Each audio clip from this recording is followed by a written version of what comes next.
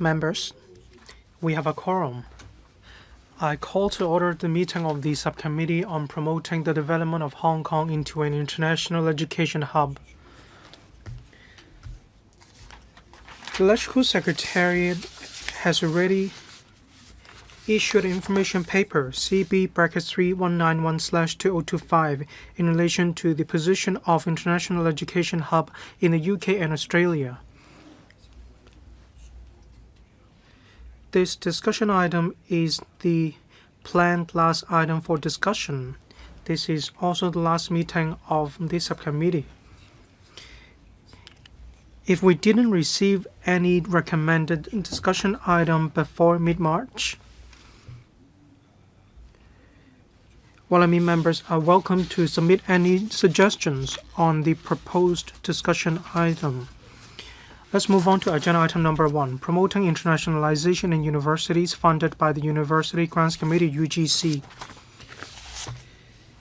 In accordance with Rule 83A of the Rules of Procedure, if members have any direct or indirect pecuniary interest in the items in discussion, please declare the relevant nature of the interest before you speak.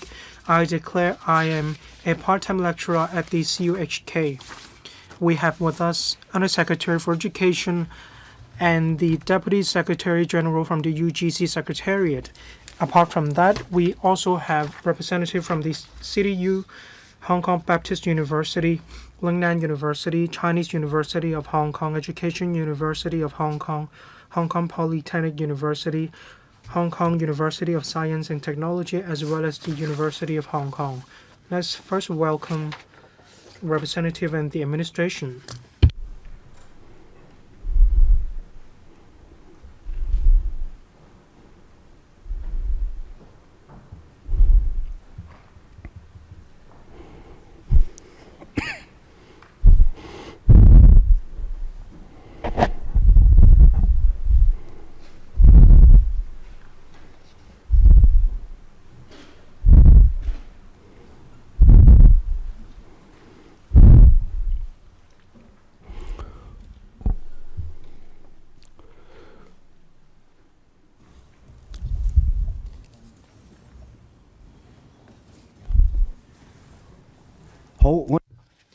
All right.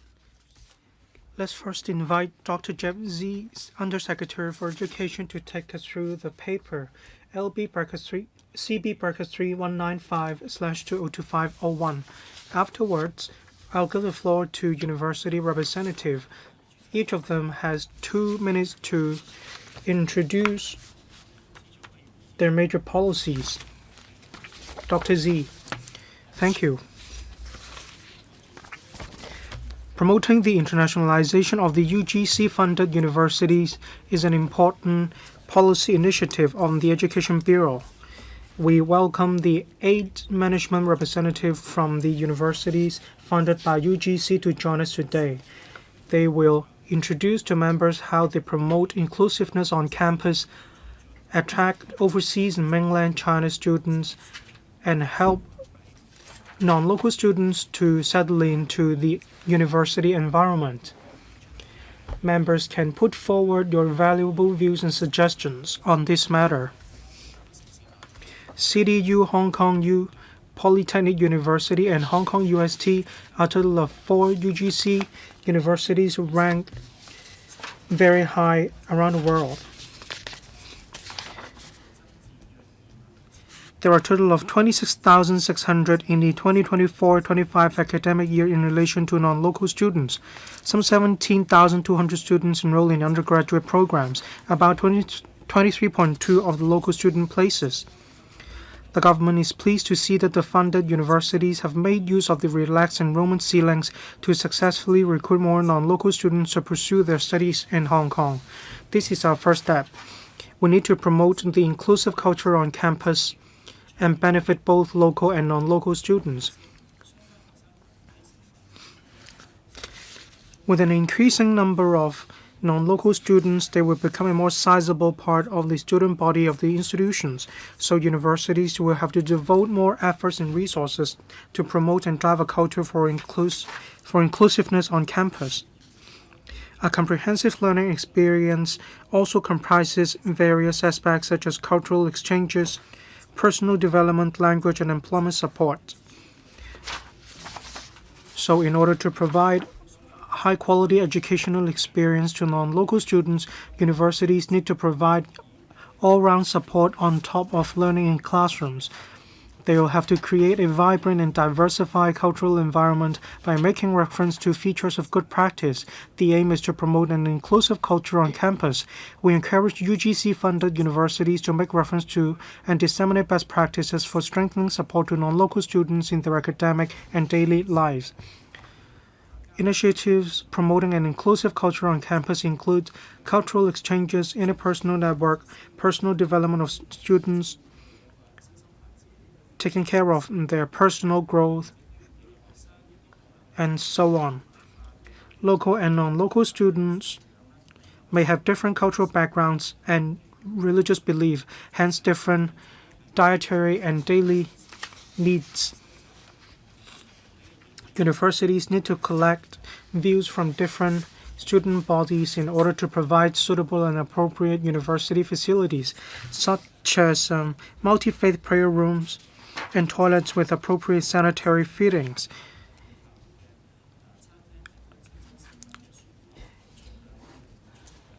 Other provisions include catering services such as halal food options in catering outlets on campus. We have the management from 8 universities joining us today. They will take members through the policies implemented on campus in relation to the promotion of internationalization. I now give the floor to 8 university representatives. Afterwards, we are happy to take questions from the floor. Thank you, Undersecretary. I declare I work at the CUHK. I'm a professor. I now invite university representatives to speak. Each of you has 2 minutes. I now give the floor to Professor Lee, Vice President, City University of Hong Kong. Distinguished colleagues, thank you for the opportunity to address you today. I'm here to share how City University of Hong Kong is helping Hong Kong achieve its strategic goals of attracting global talent, fostering innovation, and establishing itself as a world-class education hub. To attract talent, we have launched initiatives such as the Distinguished Visiting Professors, Presidential Assistant Professors, and Global Research Assistant Professors schemes. These programs integrate global perspectives into our academic and research efforts, reinforcing Hong Kong's reputation for innovation and excellence.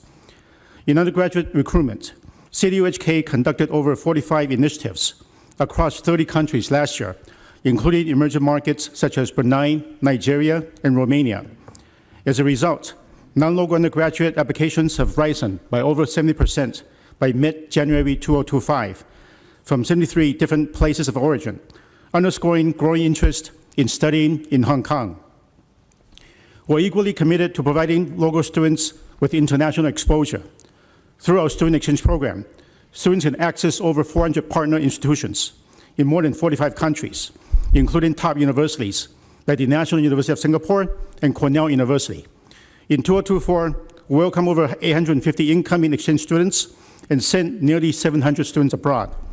Collaborations with prestigious institutions such as MIT and Harvard have also enabled over 400 students to join subsidized summer programs, fostering globally minded graduates. Beyond academics, CDUHK nurtures a vibrant campus culture. Our student-initiated project program empowers students to organize cross-cultural events, engaging over 3,000 participants annually, and creating a dynamic multicultural environment. Finally, CDUHK actively promotes the Study in Hong Kong brand. We'll continue to convene our HUCOM Standing Committee for Internationalization by going to India and USA later this year. We remain committed to advancing education, research, and innovation globally. Thank you. Thank you. 下一位係周慧文博士，係香港浸會大學嘅副校。Next, Dr. Robert Chow, Hong Kong Baptist University. Thank you, Chairman. We put improving students' learning experience as the first priority. On attracting non-local students to build the Study in Hong Kong brand, apart from emphasizing Hong Kong as a livable city and its high-quality teaching and education quality, we emphasize our connection with the Greater Bay Area. Together with Zhuhai, we have established a campus. And we also have a scheme in which students can go to Zhuhai to complete 1 year of program. There were some 50 students in 2023 to 24 taking part in this scheme. We also arranged for a 3-day GBA in-depth experience program in the GBA. They stayed on the campus of GBA Higher Education Institutes. In 2023 to 24, a total of some 50 students took part in the program.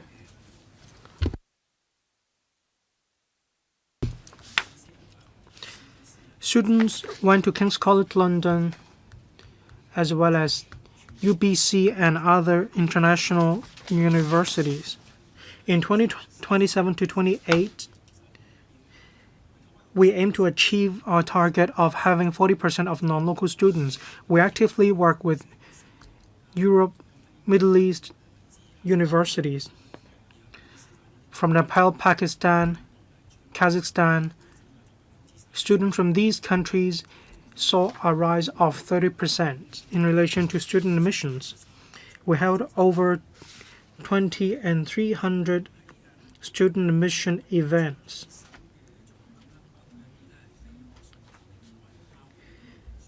We provide scholarships that are non-academic, such as in relation to sports. Next, we have Professor Raymond Chen from Lingnan University. Good afternoon. Thank you.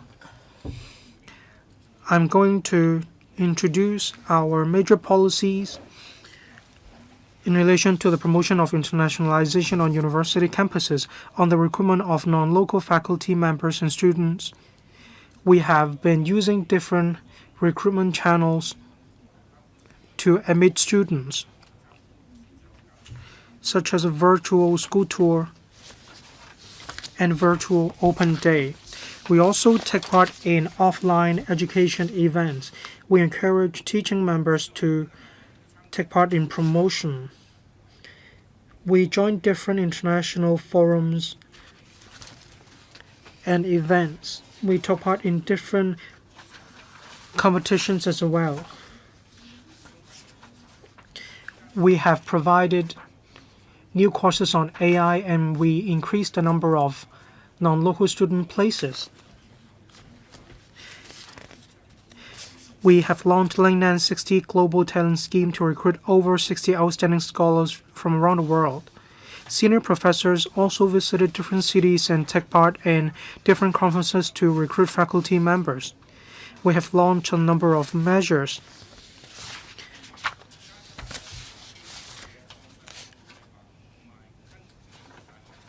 For example, we work with University of Chicago and Cambridge University to provide different programs and courses. We have launched Lingnan STEM College.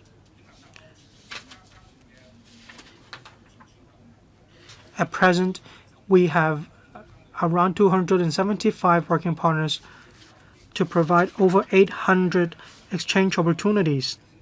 We also provide exchange opportunities around the world. With our efforts, we hope to build the Study in Hong Kong brand. Thank you.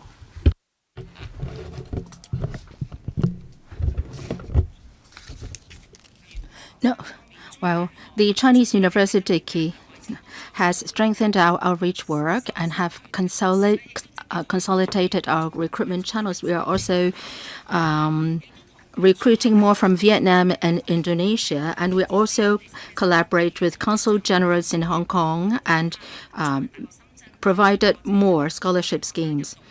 We have also put students in placements in GBA through various recruitment programs, we are recruiting top-notch scholars and students. We are also promoting a culture of inclusiveness on campus. We use our unique college system so that non-local students can better integrate into our campus. We make use of cultural activities in the campus to help students integrate. We conduct internationalization at home. We has student exchange partners with close to 290 universities, and we provide short-term exchanges to some 900 students, up 50% from last year. We also joined different alliances, and we also provide online and offline training programs to our students.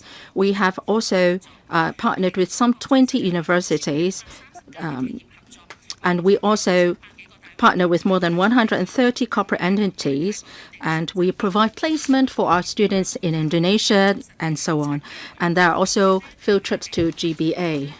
And in order to tie in with the nation's policy of building a strong education nation, the CUHK has, under the support of Professor Yao Xingtung, established the Jishan School of Interdisciplinary Mathematical Sciences. We also are playing host to an international conference which will be held in 2026. This is a major forum, and we expect to attract 2,500 participants. And this is a mega event jointly hosted by CHAK and other universities, and we aim to scale new heights.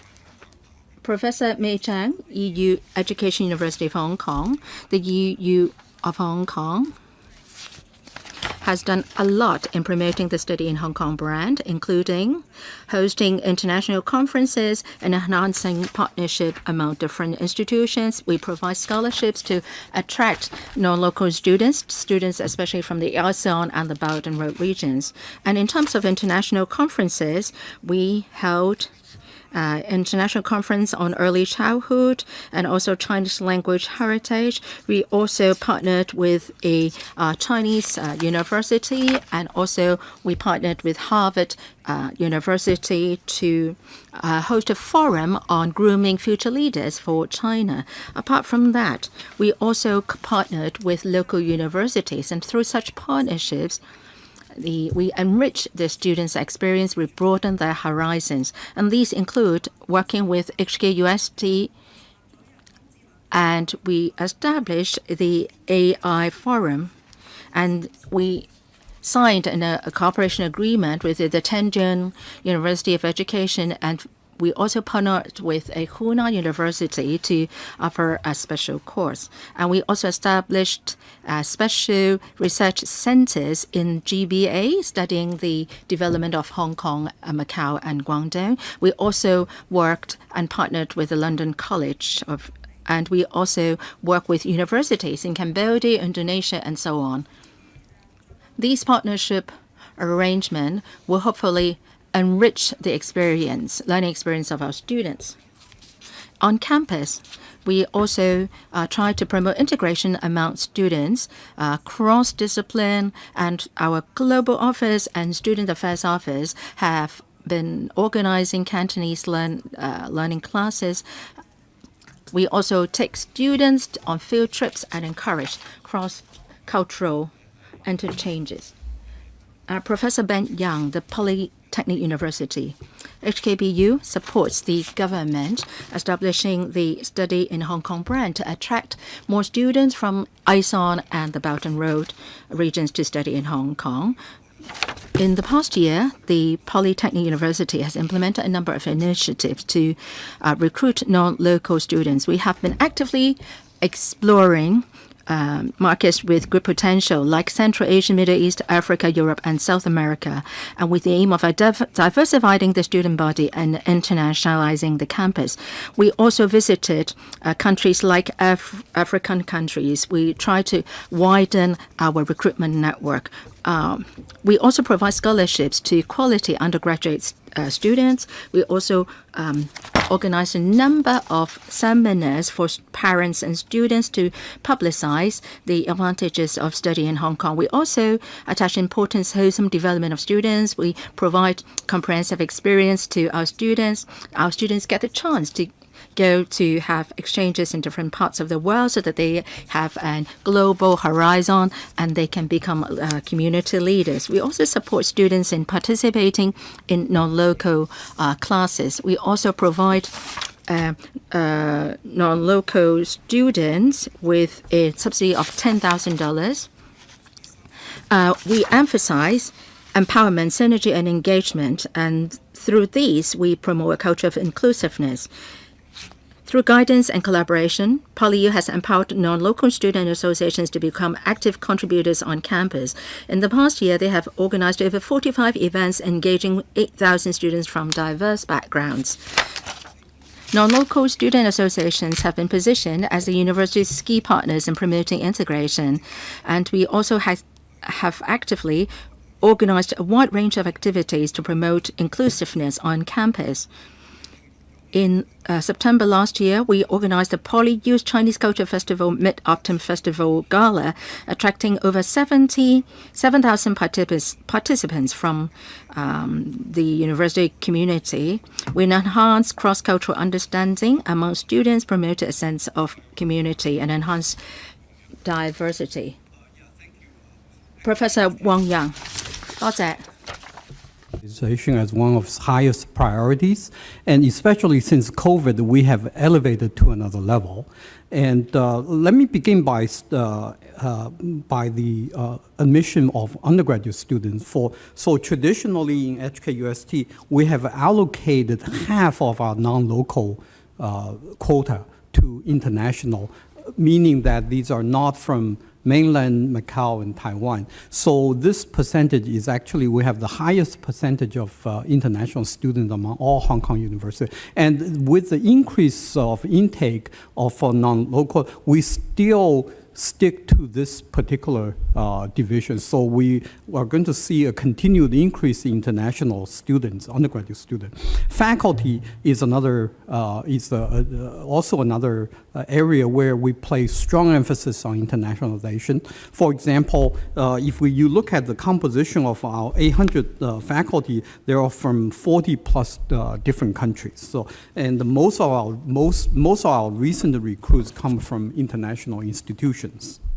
And also, it's more than just student and the faculty. We have organized many activities and forming various alliances with international organizations. For example, just in the about 2 years ago, we have established something called a Global Knowledge Network, where we partner with international universities, well-known international university, to promote research collaborations. And right now, we already have 8 partners. There are very, very high caliber universities like Cornell University, KDH, and Nanyang Ligong, for example. Okay. So these are also, from the point of view of international conferences, we felt this is another area we really should be able to engage. And we have hosted several high caliber conferences in the university. With most recently, we had something called the Molecular Front, which is working with the Nobel Foundation. We have 4 Nobel Prize winners and 50 speakers from MIT, from various different international organizations, attracted on average about 700 high school students. So these are our a very quick summary of our effort. There are many, many more. Because of time, I'm going to skip here. Thank you.下一位係黃于漸教授，香港大學。 Next one, we have Professor Wang Yu-chim from the University of Hong Kong. Chairman, members, I'm very honored to have the opportunity to talk about the University of Hong Kong's work on promoting internationalization. We have been very innovative, and we have encouraged our scholars to embark on frontier researches. Hong Kong U has been doing a lot in recruiting a lot of international scholars, and we have forged partnership with a lot of frontier organizations. In 2024, we recruited 123 international scholars from a wide range of disciplines, and 90% were from outside Hong Kong, and they came from at least 30 nationalities. Through participating in various exchange programs, hosting international conferences, we aim to recruit more faculty members and who do top-notch research work. In 2023 and 24, our non-local students come from 190 countries. We regularly organize various field trips, and we also publicize the university through overseas media. We also actively liaise and form alliance with top-notch international organizations. We provide scholarships for them to come and pursue studies in Hong Kong. And we also provide opportunities and support for quality outstanding students to come to Hong Kong. We also offer a double degree programs to attract overseas students. And the elite students also form a Hong Kong U Academy for the Talented. And we let them to know more about the University of Hong Kong so that they can better prepare themselves to study in the subjects they like. We also organize a number of support activities to promote integration. We have the program called Global Connect, and we also launch a number of programs to help local students to have exchanges overseas. Our partnerships expanded to over 410 institutions across 47 jurisdictions, allowing students to immerse in diverse academic and cultural environments. Thank you for your speeches. So I'll hand over the floor to members. So 5 minutes for each member, including questions and answers. So I'll read out the names of the members who would like to speak. Mr. Benson Look, Mr. Lam Chun Sing, Professor Chow Man Kong, Mr. Kenneth Leung, and Professor Priscilla Leung. First, Mr. Benson Look. Thank you, Chair. On the government's efforts to promote internationalization of funded universities, I am all in for it. And different universities have done a lot to recruit international students, and this has to be their efforts have to be recognized. But some bad apples have been using false academic credentials to get admitted to universities. This is against the law, of course, and some universities have discovered such cases, and there have been judgments handed down by the courts recently. And there have been reports saying that some unscrupulous intermediaries have colluded with overseas institutions.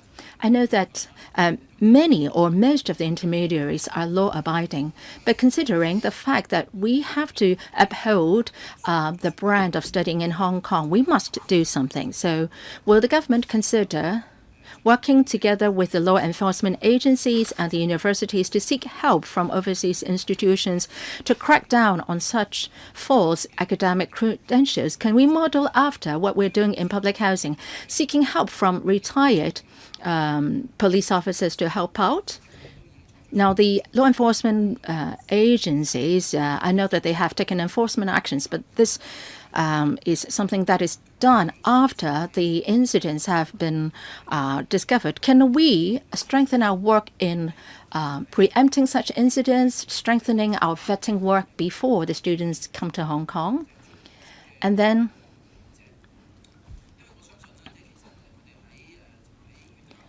scholars and students from overseas, whether they are teaching, studying, or doing research in universities, they would like very much to have exchanges or have internship or even work part-time in organizations outside campus.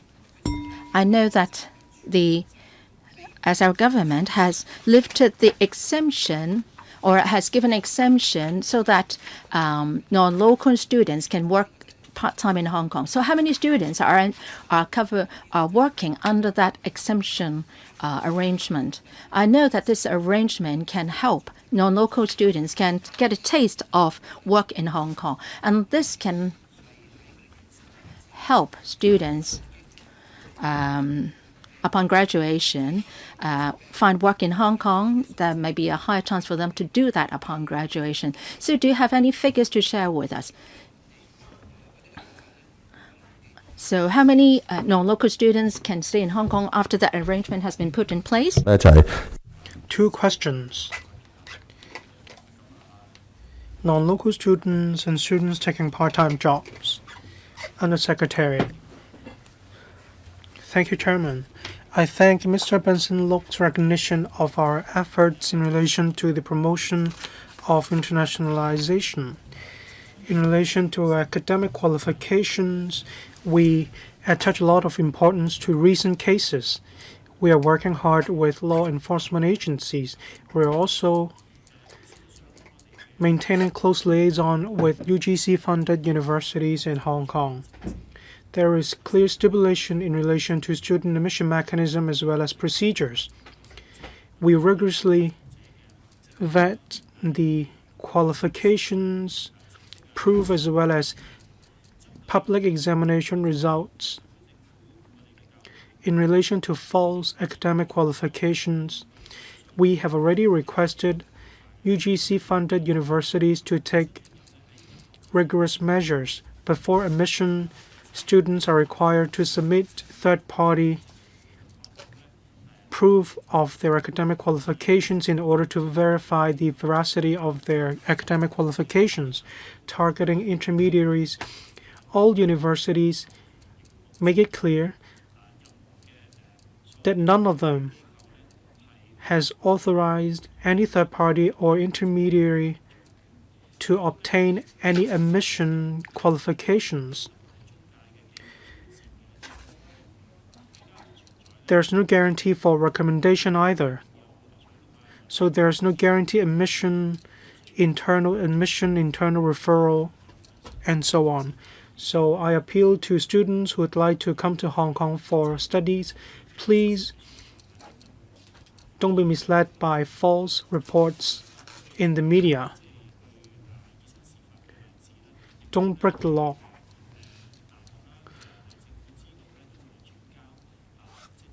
When we are informed of such cases, we will refer them to law enforcement agencies. There are court judgments and court rulings which we expect will achieve a deterrent effect. For non-local students coming to Hong Kong for education, if they take up part-time jobs or internships, I believe this will give them a better opportunity to get a taste of living in Hong Kong. This will enrich their learning experience in Hong Kong. In fact, some academic courses provide relevant internship programs or part-time work experience requirements.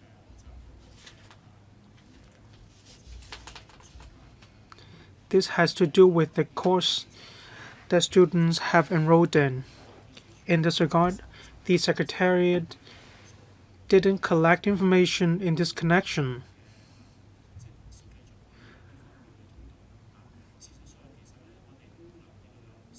But we will promote publicity in this regard.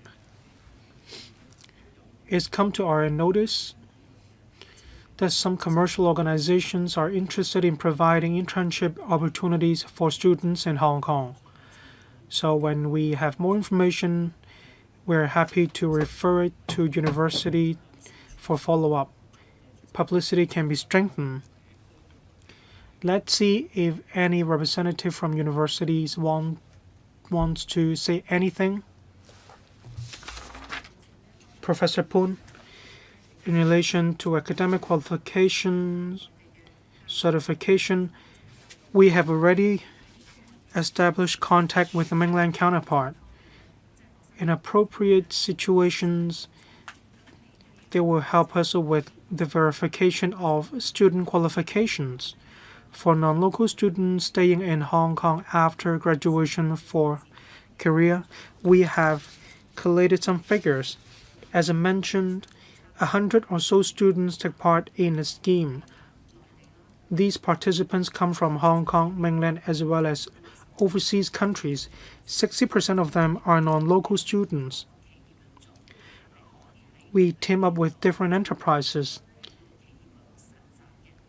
During their academic programs, students can participate in internship programs in these organizations. Upon graduation, they can stay in Hong Kong or in the GBA to continue to work. Any follow-up? No, thank you, Mr. Lok. Next, Mr. Lam Chen Sing. Thank you, Chairman. I thank representatives from universities to join us today. Thank you for sharing with us your work.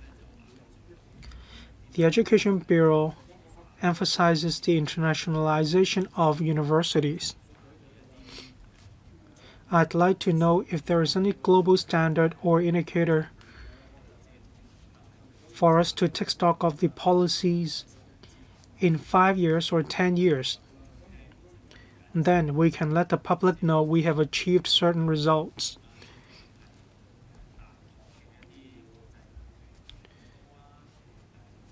Are university ranks indicators, or are there students from more countries around the world, or a rising ratio of non-local students of the total student body, or do we factor in economic benefits brought to Hong Kong because non-local students will have to spend in Hong Kong?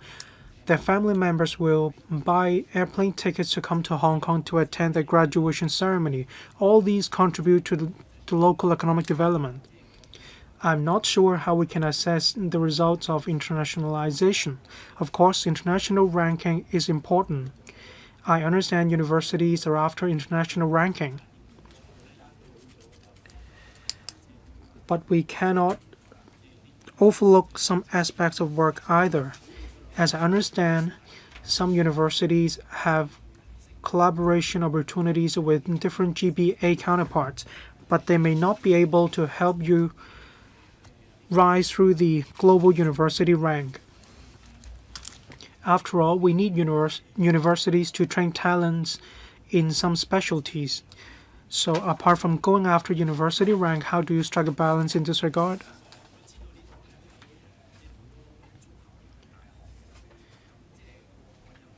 Many university representatives here come from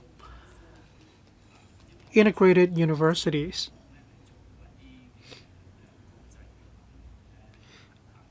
I'd like to know whether we can create an international brand. Let me take tourism as an example. I'm not sure if tourism is a course at university. Probably is falling between the Vocational Training Council and university. Say, in Macau, we have Tourism University. Macau is such a small place. But then hospitality and recreational management rank very high, top 10 on the QS rank list, and they rank the first in Asia. It shows no matter how small a place is, as long as one is dedicated to working on one subject or one course, then it will go a long way towards helping the internationalization of the course. Different countries, students from different countries will also go to this small place to pursue education in this regard. That is the Macau University of Tourism. We oftentimes mention attracting non-local students. We also said that local students will have to broaden their horizons. So while promoting the internationalization of local universities, this presents a good opportunity at the same time. We want local and non-local students to mingle together. Are there any cultural activities for local students and non-local students to have exchange opportunities? This will help open up the international horizons of local students. Thank you, Mr. Lam. The second question and the third question, while I work at university, we dabble in these areas as well. Say for the rank of a certain faculty or a certain course? Yes, we do keep record of such, and I would defer to the universities to give you a more detailed account. We do broaden the horizons of local students as well, but in the interest of time, let's invite the Undersecretary to talk about your first question, that is the internationalization of local universities. Thank you, Chairman. I'll give a consolidated response if Chairman agrees. On KPIs, key performance indicators, our goal is to build Hong Kong into an international high post-secondary education hub. Oftentimes, we mention the extent of internationalization is important. The internationalization of the higher education sector is quite good. Of course, non-local student number is an important element. Just now, university representatives mentioned the source of academic staff members, that of students, academic exchange collaborations, any visit tours, any visit arrangements, any research and academic collaboration on an international level, or dual major programs. We are committed to taking forward these initiatives. Just now, university provided quite a lot of figures to members. It's easier to quantify some KPIs. In my opening remarks, I mentioned the number of non-local students enrolling in UGC-funded programs saw a marked increase. The figure rose to 26,600. However, we don't just look at figures. Quality is equally important.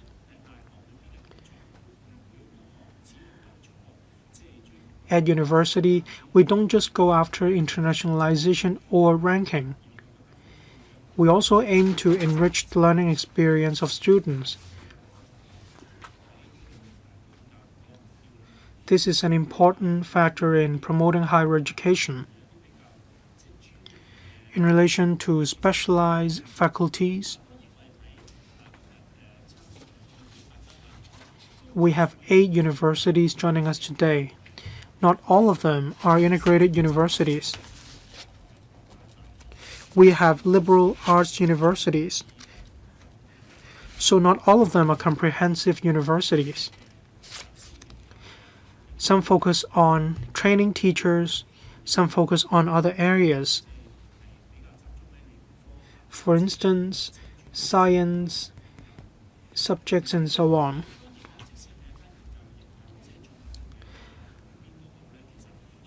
Having said that, well, I can say that there are different faculties in comprehensive universities or liberal arts universities or research universities. Say Hong Kong U has around 10 faculties. All of them provide specialized programs. Just now, remember mention UTM, that is Macau University of Tourism. Local universities offer courses on hotel tourism and so on as well. When it comes to local university development, we see great diversity. In relation to VPAT,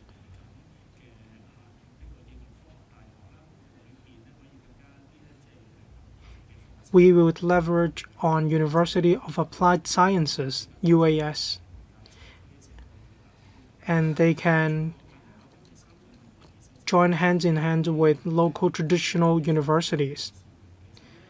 Last of all, I'd like to say that we attach a lot of importance to non-local students. When we attract them to come to Hong Kong, we promote the internationalization of local universities so that local students can learn in a culturally diverse environment even without leaving Hong Kong. This gives them an opportunity to learn in an inclusive environment. This will help them broaden their horizons. But of course, we need to fare well in inclusiveness on campus. With the funding on the UGC, we have a funding scheme. That is the funding scheme for mainland and global engagement in student learning experience. Over 25,000 participants took part in the scheme. Students go overseas or go to mainland to enrich the learning experience. Thank you. Maybe some universities would like to supplement, but save that for a later time. And then Professor Chow Man Kong. Thank you, Chair. I declare that I am a faculty member of the City University of Hong Kong. The EDB has given us a paper, but no concrete figures are being provided. The Undersecretary has given us a lot of reasons why we should go international, but no quantitative indicator has been given. On the 20th of November, I raised an oral question, and I asked how universities are doing in recruiting non-local students. But then the paper only provides the figures in the past year. Maybe you can update us later on with the most updated figures. And then given the limited figures that you are giving us a 2023-24 figures, starting from September last year, the enrollment ceiling for non-local students has been doubled from 20% to 40%. In some universities, well, I must compliment Hong Kong U, UST, and Poly U. The ratio of your non-local students has been rising. And for other universities, they're still working on that front. But some individual universities are doing very poorly, less than 10%. You are given 40%, but your figures is lower than 10%, and you are pulling down the average among the 8 UGC-funded institutions. We attended a seminar on building a strong education nation last week, and the secretary told us very clearly that we must build an international education hub in Hong Kong. We must generate more revenue. We don't just manage costs. And also, Financial Secretary also mentioned the same point.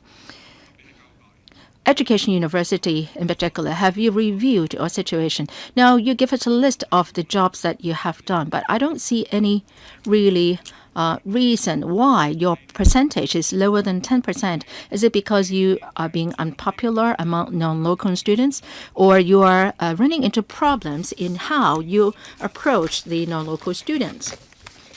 And then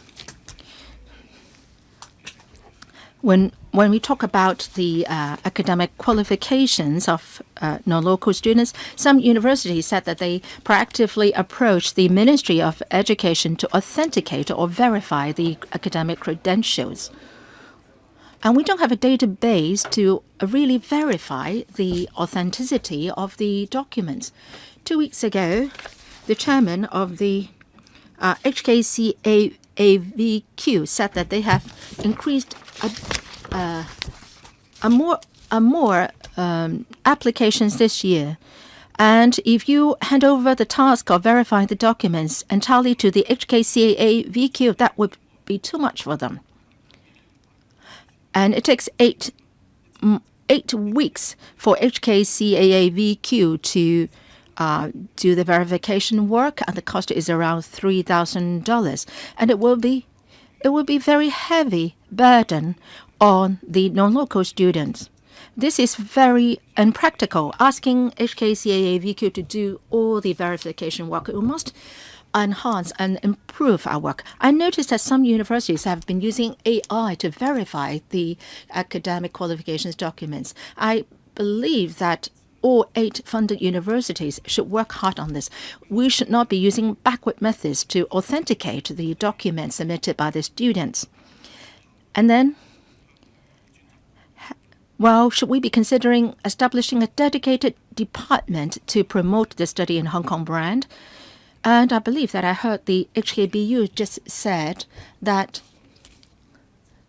well, they will only reach 40% in 2027-28. What difficulties are you encountering? Maybe you are lacking teaching facilities or student hostels or what? I believe that other universities are running into the same problems. I would like to know more about what problems they're facing in lifting the ratio to 40%. So 2 questions mainly from Professor Chow Man Kong. You have to come up with quantitative indicators. And then the second question is about the decline in the ratio of non-local students despite the enrollment ceiling being raised. And also the third question is about authentication of documents. Undersecretary, thank you, Professor Chow. On the number of non-local students, maybe after the meeting, we can provide the same to the subcommittee for reference. As for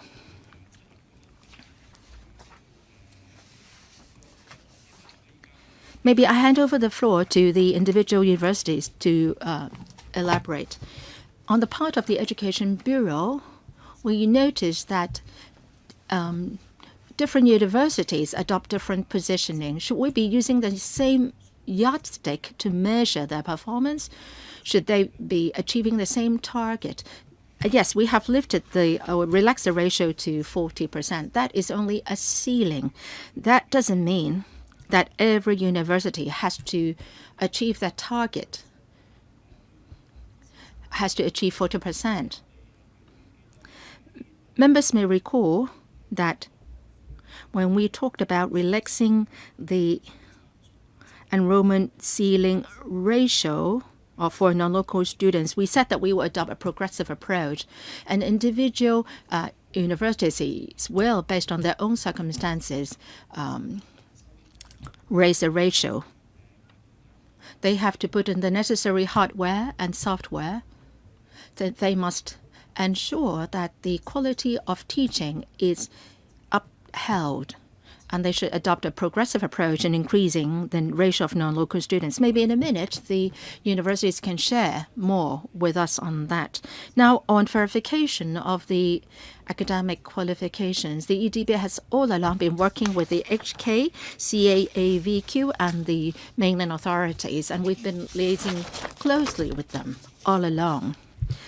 Just now I said we have adopted more rigorous measures, asking the applicants to provide third-party authentication documents, and they can also ask the HKCAAVQ to provide the relevant proof. And we can also do more, sure, that's for sure. The student, before being admitted, they should furnish a true copy of the documents. That's one way that can be furnished for verification by us. We would do as much as possible in relation to verification of documents. And after they've been admitted to universities, there are also random checks on their qualifications. There have been examples in universities that they are doing random checks, and they discovered that there are irregularities. And even after the students have graduated, the students will still be followed up, and the universities can actually cancel their qualifications afterwards. So I know that the admission schedule is often very tight, but we will not, because of this, relent our efforts and give up on upholding the quality of our work. That will not be the case. We would attach every importance to our work in this regard. And you mentioned about the cost of $3,500. So should the students be paying that amount? It's making things difficult for the students. So can you explain further, Professor Chow? Well, there are 75,000 non-local students last year, and that was given to us by the certification authorities.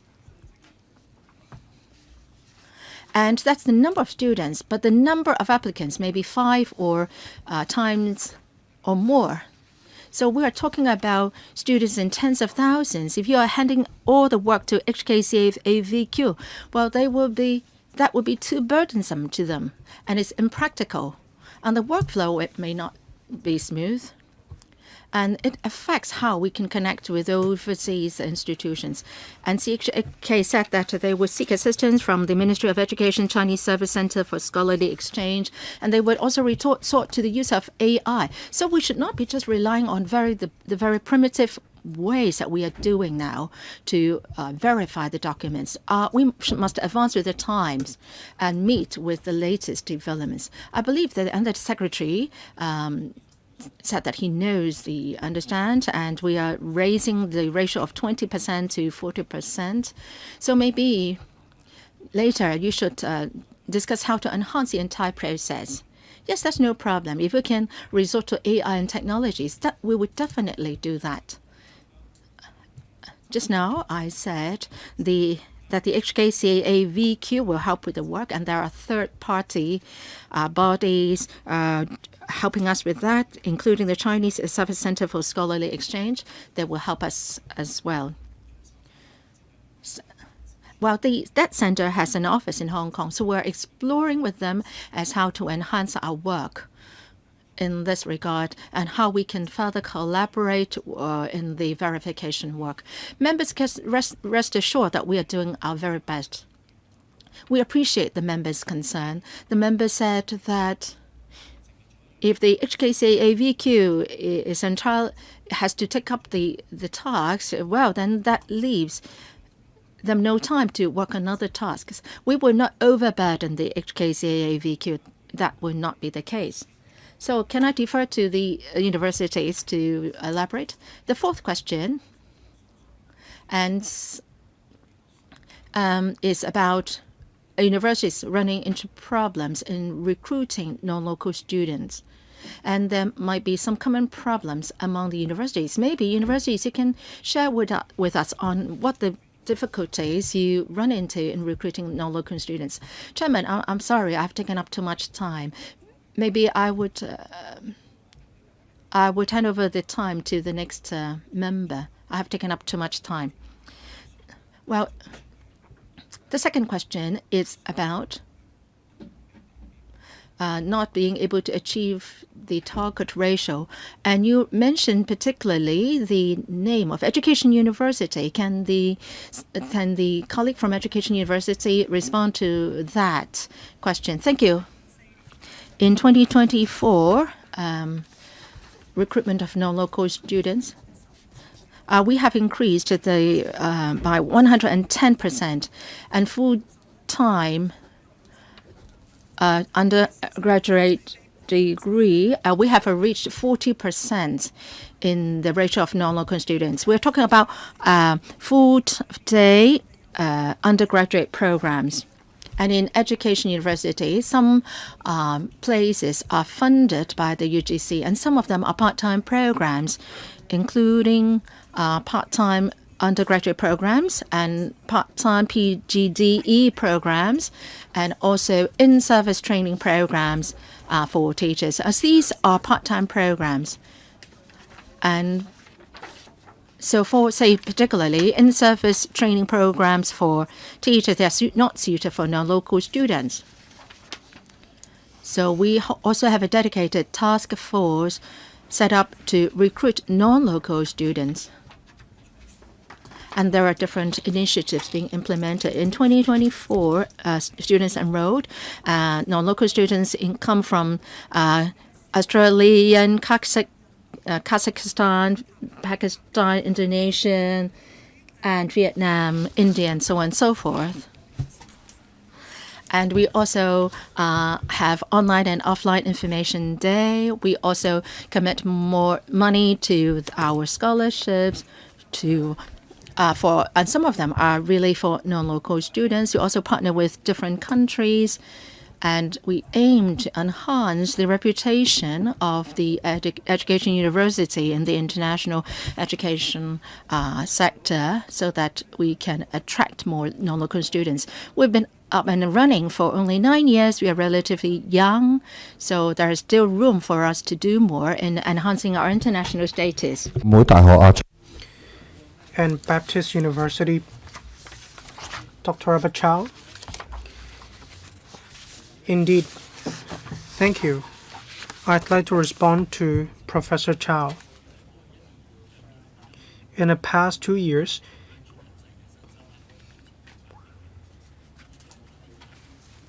there was an increase of 100 students, and we need to admit 40% of non-local students in 4 years in a row.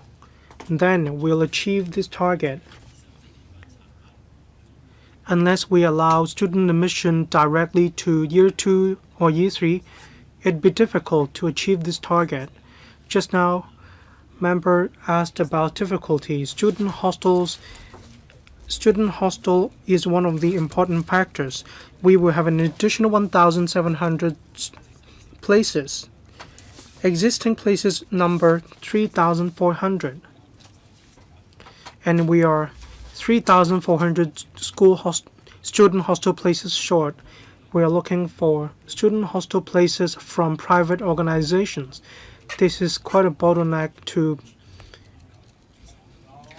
to solve. We'll have to factor in exchange students as well. They contribute a lot to campus atmosphere. We have a total of 600 or so exchange students from all over the world. Another difficulty is that in the course of student admissions in Southeast Asian countries or for Belt and Road countries, we do need scholarships. I believe all practitioners in higher education work very hard, but still we need some more time to achieve our target. Next member, Mr. Kenneth Leung. Thank you, Chairman. Thank you, Chairman. Non-local students or overseas students come to Hong Kong to study. I'm pleased to see this. We need students from different backgrounds to develop different industries in Hong Kong. We need something to incentivize these students to stay in Hong Kong to pursue their dreams. We have a wide array of measures, say helping these non-local students to settle into local campuses or the local learning environment. In a paper, paragraph 6D, it mentions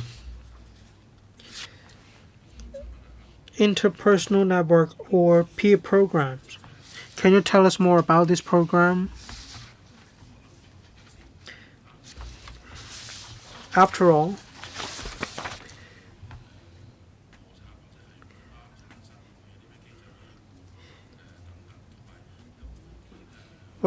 it depends on the vibes among different students.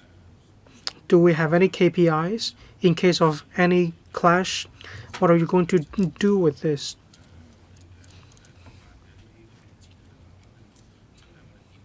Cultural activities, exchanges, can you tell us more information?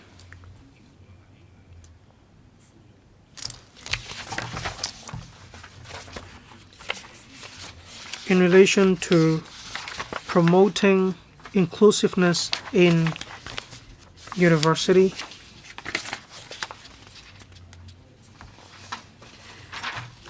well, we can see an award scheme of Hong Kong U. That is the Excellent and Inclusive Practice Award by the Hong Kong U. I'd like to know if the administration will encourage such events. Just now, Mr. Luk mentioned in 2023 and 2024 policy address, we allow non-local students, both postgraduate and undergraduate students, to work in Hong Kong. We relax the requirements. I'd like to hear from the administration How are you going to help non-local students to look for a part-time job through the Student Affairs Office, SAO? I believe these are new measures after the relaxation of the requirements. How can we allow them to join the workforce through this policy? 3 questions, Undersecretary. 2 questions on student inclusiveness as well as any KPIs.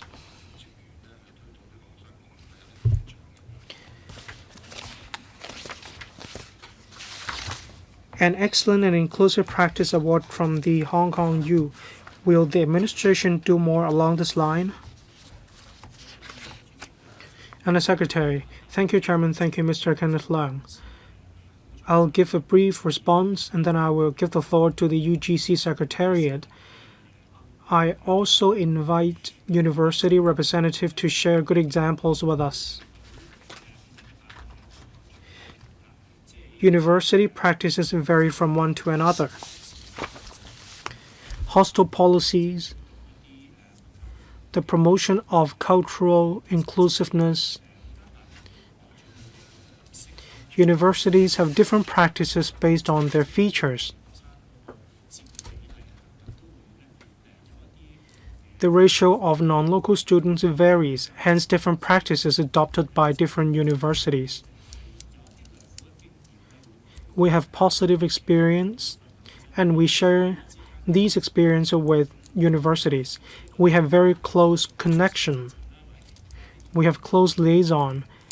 So when it comes to cultural inclusiveness, student hostel policies, or as Mr. Kenneth Leung just now mentioned, some universities encourage non-local students to enroll in some specialized courses or programs. There are internship opportunities or part-time jobs offered in Hong Kong. Different universities can compare notes with one another in this regard. I'll give the floor to the UGC Secretariat. Thank you. Based on Mr. Kenneth Lau's question, I'd like to supplement on encouraging the inclusiveness between local students and non-local students. There are peer support schemes in student hostels. Peer support programs mean for local students who are interested in getting in touch with students of different background. Through this matching program, say in student hostels or within the faculty, they make friends with one another from different background. These students are proactive. They want to know more friends. They want to mingle with students from different background. In relation to clashes, probably there are differences in relation to culture. We want to provide a platform for them to learn from each other and to clear up misunderstanding. If need be, universities can offer assistance in relation to matching. Universities have different practices. Some offer more programs, and we don't have any standard. But I believe universities understand the more you do, the better it will be.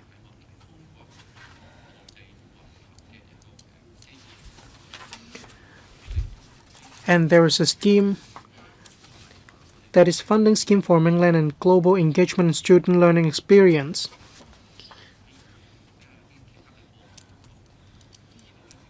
There are different extracurricular activities for students to take part in. There are some 200 events that open up the horizons of students. Attendances totaled 50,000. Students have more opportunities to open up the horizons, to join different international visits. The figure rose from 13% to 35%, and we will move towards our aim of 50%. There are 2 stages. The first stage, internship or part-time jobs. We have been working very hard to strive for more opportunities. I'm glad to see that the administration has relaxed the requirement in relation to postgraduate students, and in the last round, they relaxed the requirement in relation to undergraduate students as well. After the relaxation of requirements, as long as, well, please be succinct. Well, sorry to interject. I understand your point, but I'd like to know if there are any new initiative implemented by the SAO. Well, the SAO has been implementing different policy initiatives. In paragraph 8D, we try our very best to organize workshops. We also offered language help, say the learning of Chinese. For students coming from non-Chinese regions, they can learn Cantonese, for instance. This will help them look for jobs more easily. We want to prepare them for interviews or for part-time jobs. That way they will stay in Hong Kong after graduation. Thank you. Well, as I understand, universities do a lot to help non-local students to settle in Hong Kong and to look for jobs. Thank you. Next member, Professor Priscilla Leung. Thank you, Chairman. First of all, I thank all university representatives for coming to us today. Today we're talking about the promotion of internationalization by the UGC-funded universities. I teach in the School of Law at City University of Hong Kong. I'd like to share my experience with you, and then I will explore the future with you, especially on the front of government policies. From my personal experience, I teach in the School of Law. Oftentimes, there are overseas students, exchange students, joint degree programs, undergraduate programs, all the way to doctoral students. They come from the UK, the US, or the Belt and Road countries. When they come to Hong Kong to study, they have a very different knowledge about Hong Kong as well as a different connection with Hong Kong. If they have developed a connection with teacher, they're willing to stay behind and ask teachers questions. For those coming from Europe or the US, they oftentimes tell me Hong Kong is completely different. Well, all students in the School of Law speak English. For those in the streets, they are bilingual. They thought that Hong Kong was in chaos. Just this February, I asked my students to come to my home for sharing. So this is my recent experience. Students from Spain have this impression of Hong Kong as well. Younger students are less mature. Teachers play a very important role. If there are more opportunities,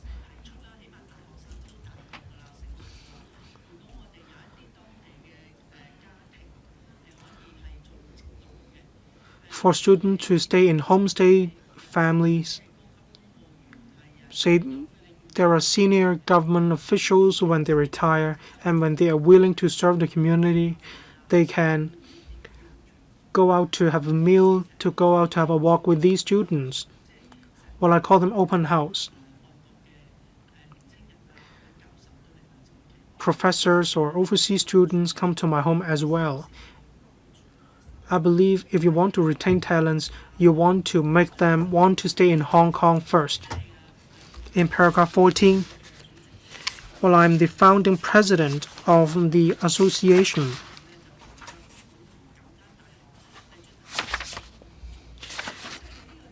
We have cooperated with universities.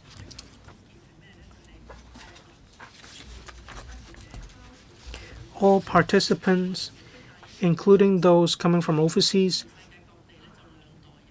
bring a high caliber student with them. We have 2 halls. Apart from academic knowledge exchange, like international forums. With the assistance of the administration, they can know more about Hong Kong. Some go to Hong Kong Palace Museum.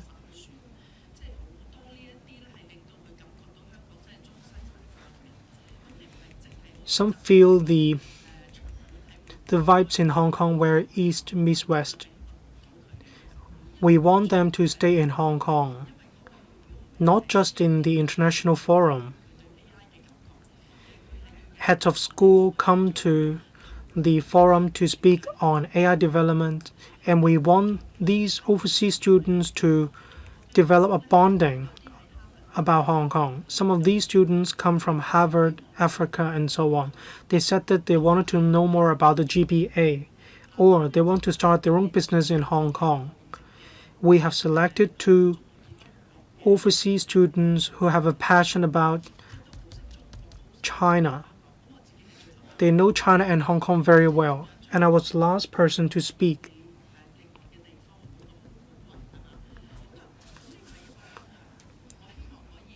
This is my sharing. In organizing summits, I hope universities will think more. Well, please allow me to finish my speech first. I'd like to hear from a response from the undersecretary. We talk about the collaboration between the industry, academia, and research sectors. And young scholars attach a lot of importance to collaboration between the industry, academia, and research. And one person told me that he tried to apply for a site to set up an industry, academia, research collaboration base. It's just like what some initiatives in Beijing. But he's not getting anywhere, and 2 years have passed. And I hope that you should take a hard look at this. We have 5 prestigious universities in Hong Kong. We have outstanding research, and we can't commercialize our research output. Then it's difficult for us to retain talents and capital. Undersecretary, I think please respond to the last question. Thank you, Professor Leung. About hosting summits at universities. Thank you for sharing your experience and how we can do better. These summits can help with the development of higher education. It can help us tell a good Hong Kong story.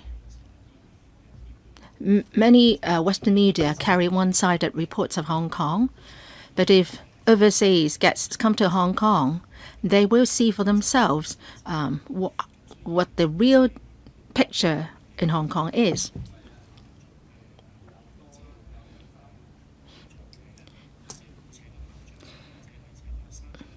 We may invite a principal or students from overseas university to come to Hong Kong. I think we should do more in that regard. Now, for collaboration among industry, academia, and research, I think the government should play a role. And we also should help with bringing in funds to our projects. And we should also try to commercialize research outputs from universities.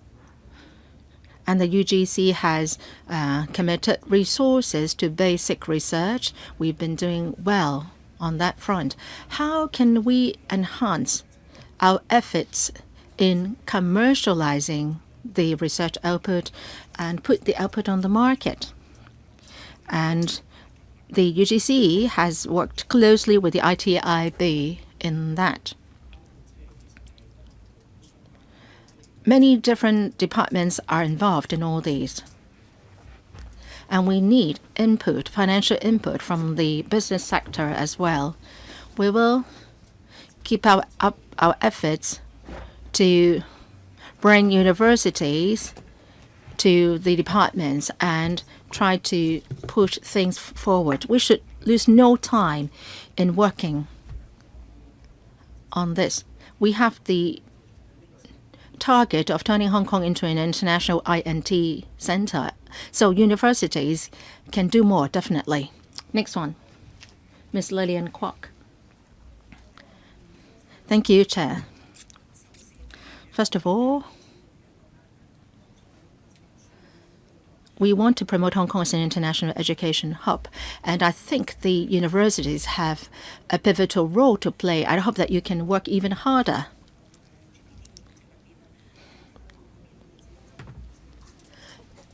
In the GDP, while education expenditure only takes up 1.4%, this is a far cry from what's happening overseas. So there is still much room for improvement. I hope that you can work even harder. I have several comments and several questions. First, I've looked through your reports and I've heard your responses. You said that you have been working a lot within the universities, including exchange programs. And there are a number of programs, master's degree and doctorate degrees programs, which attract students from overseas. But as far as undergraduate programs are concerned, I think you can do a lot more. Many overseas universities, especially those renowned universities, are already starting to work among secondary schools in their localities. They provide summer courses to them, and I've made certain inquiries. And I asked why the secondary school students would choose to Cambridge or Columbia, because at their secondary school stage, they have already had exchanges in these universities, say for 1 week or 2 weeks. And after that, they got familiar with these universities, so they opted for these universities upon leaving secondary schools. So as far as we are concerned, I think we're doing very little in approaching the secondary schools. So can we start work among secondary schools overseas? And we also should support local secondary schools in doing more exchanges with their overseas counterparts. And then we talk about a collaboration among business, academia, and research, and so on. And these collaboration projects are often initiated by the universities. A researcher would like to get funding for their research, but then researchers told us that they would like to commercialize their achievements. They would like the output to be commercialized so that they can help with the development of the community. I think we are facing a bottleneck in Hong Kong and commercializing our output. On the mainland, many universities, as pointed out by Professor Priscilla Leung, like the university pointed out by Professor Leung, they have changed their strategy. They are asking the businesses to take the lead in doing the research because they are in the best position to know what is needed in the market. So the enterprises or businesses should go into the universities and tell them what they need. And they may invest into certain researches in the universities and ask the universities to help them produce the products they need. So it should not be the universities which are taking the initiative to conduct the research. And then about non-Chinese speaking students. They have difficulties in integrating into the community. The NCS students will form their own groups. We have a Putonghua speaking group, Udo speaking group, English speaking group, Cantonese speaking groups. They will just be mixing or mingling with friends in the similar group. And then in the hostel, you are not putting in arrangements to try to segregate the different speaking groups. If you can do that, segregate them, you can help them integrate into the community. And then Cantonese learning is also very important. How come that we're not seeing much progress in that? And then third, about religion. Many of the non-local students are coming from the Belt and Road regions. And many of them are Muslims. So within the campus, within the eight funded institutions of the UGC,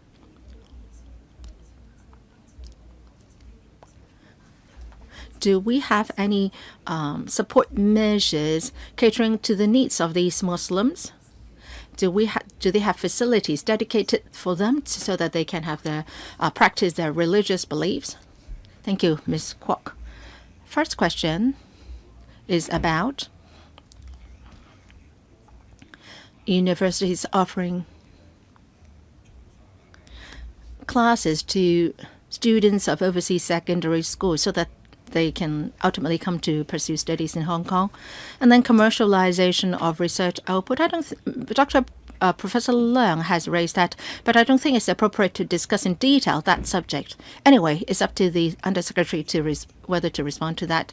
And then try to bringing up the different language-speaking groups. I think the universities have already answered that question. They have done a lot of work in that regard. And then the fourth question is about support for Muslims students.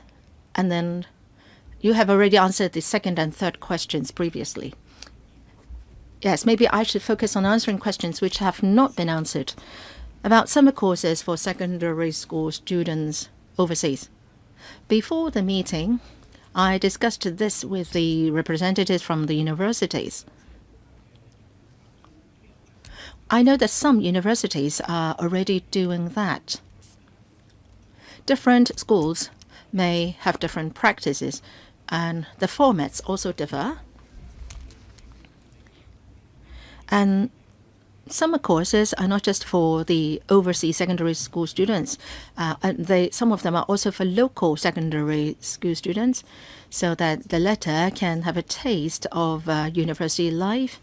And they are also offering courses for the elite students. And students in Hong Kong, secondary school students in Hong Kong are given the chance to get a feel of the university life here locally.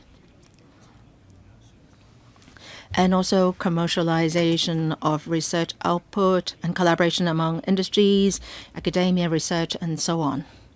I know that some universities have set up platforms to encourage students to start their business, to commercialize research output, and some have set up a knowledge transfer office. So such work is ongoing. And some universities are also encouraging faculty members and students to start their business, and sharing sessions are being held, and angel investors are also invited to participate in such events.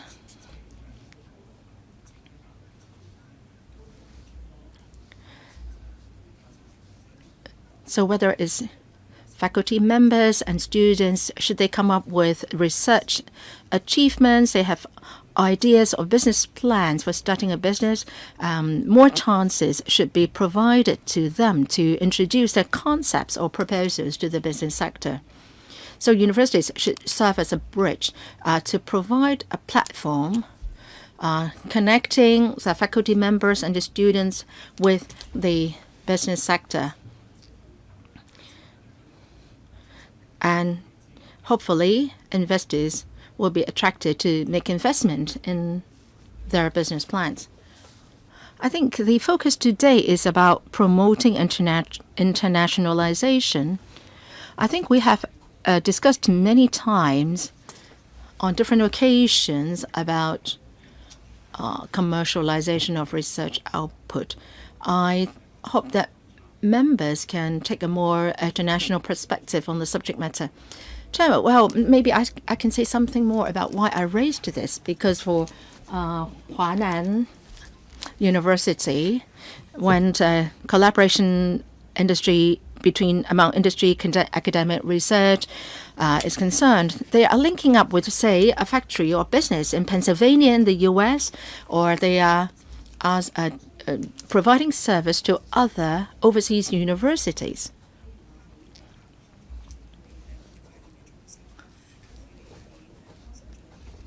And they are also providing testing services on blood cells to some overseas companies. And these overseas companies have commissioned universities on the mainland to do the testing services to them.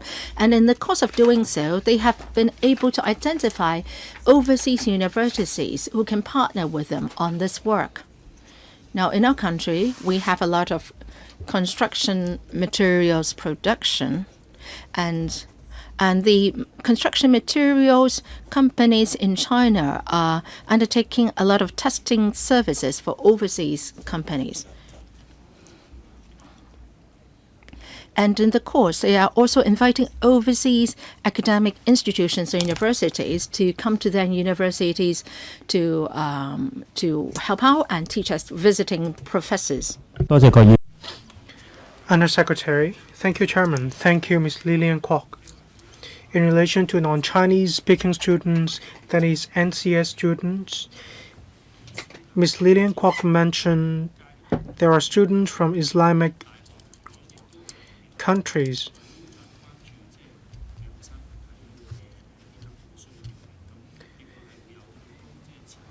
We provide the required facilities, say multi-religious prayer rooms, or we also provide toilets with appropriate sanitary fittings. We also provide halal food options in catering outlets on campus. The aim is to meet their practical daily needs. Next, myself.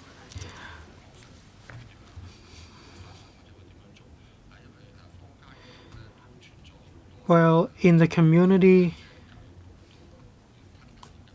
rumor has it that the Education Bureau will cut the budget of universities. Just now, university representative mentioned they have a lot of work to do in relation to the promotion of internationalization. And if the Education Bureau has to cut budget, they will have to take into account this fact. If universities have insufficient resources, this will hinder the development of the promotion of internationalization. Second round, Professor Chow Man Kong. Thank you, Chairman. Just now I've heard university representatives. Some are making improvements, and I'm glad to see this. Just now, BU representative shared with us. He said that they have difficulties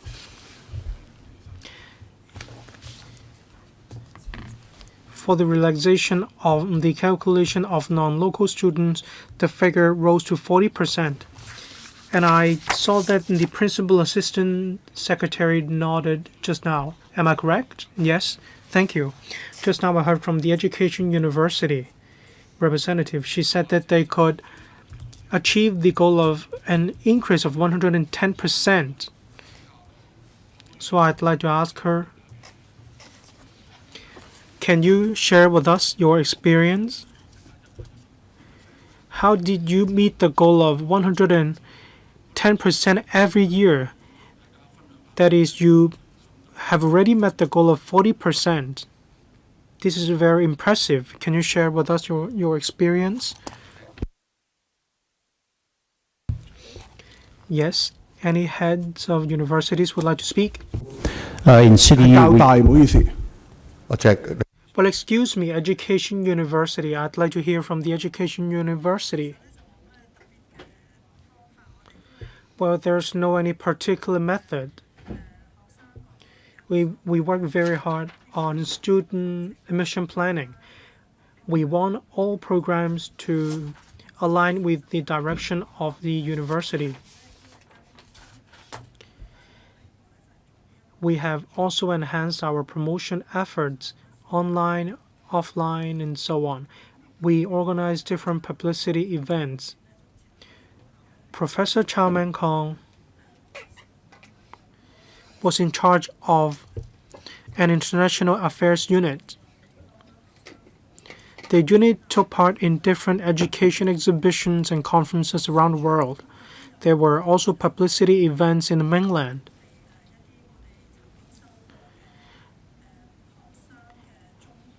We asked students, our graduates, to promote our programs in mainland China, for instance. There are famous secondary school students in mainland China. Some of the students were enrolled in the Education University, and we asked these students to promote our programs in their own secondary school, that is, in their alma mater.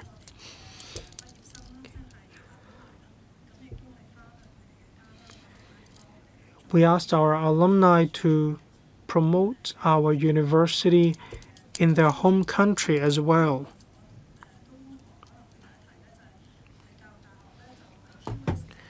In relation to QS overall rank, the education university may not be high in the rank, but then we have a high rank in relation to education, so I believe we are sufficiently attractive.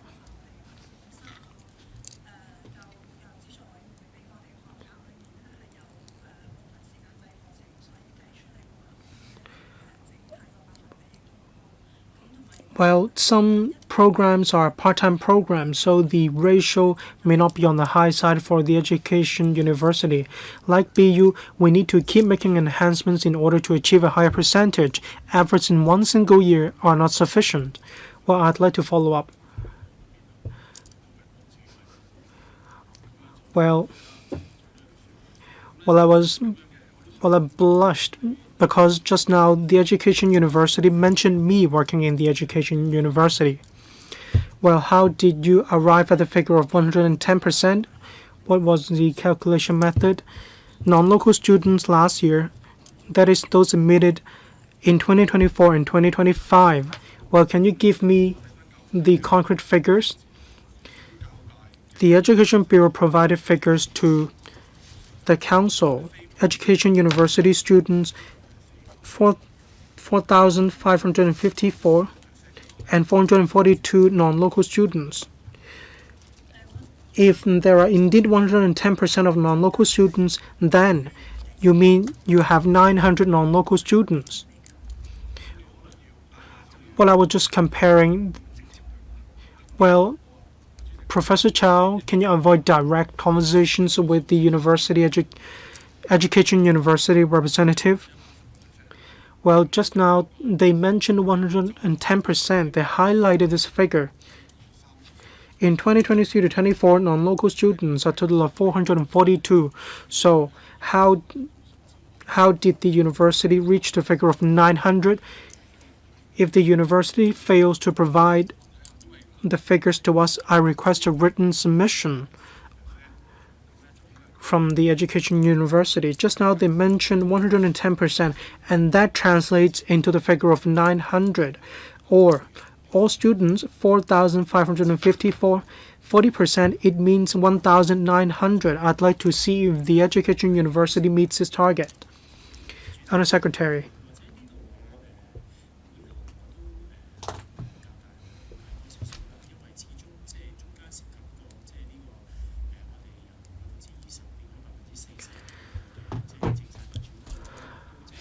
%20 to 40%. That was a change in the policy.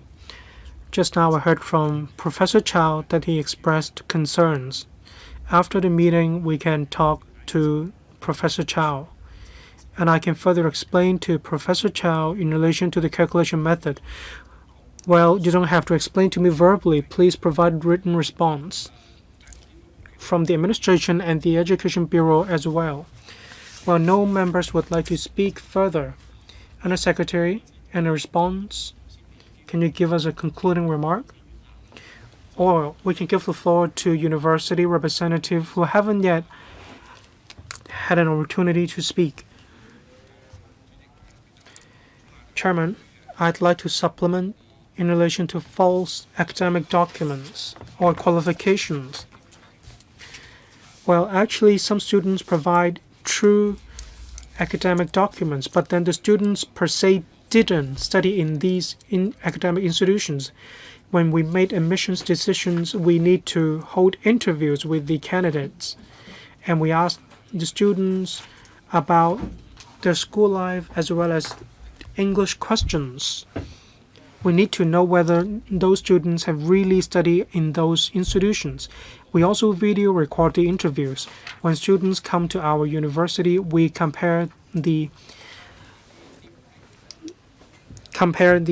face of the candidates to make sure they are the one on the application form. We also try to detect any use of deepfake to attend interviews on the screen. Professor Poon.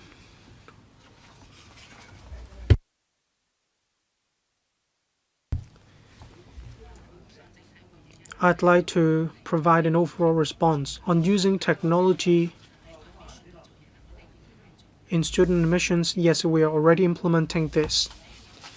In relation to conflicts among peers, in student hostels, we have staff members providing assistance. We also have culturally diverse psychological counseling covering 9 languages in total, say Indian language, Russian, Spanish, and so on.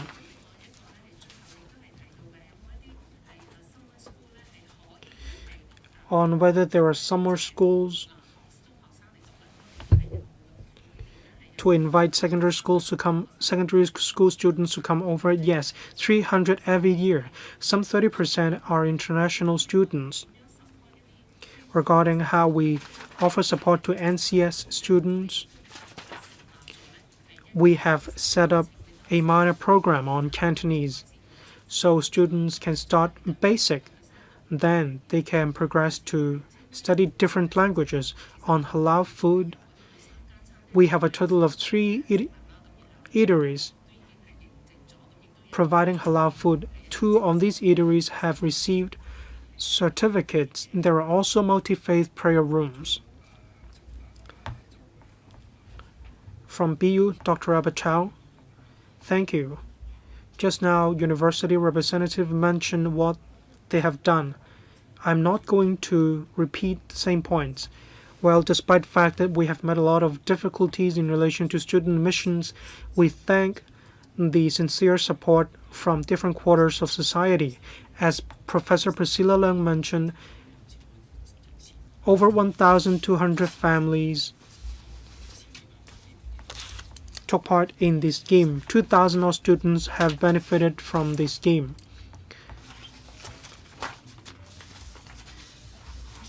We work with Talent Engage, and students will know what it's like working in Hong Kong.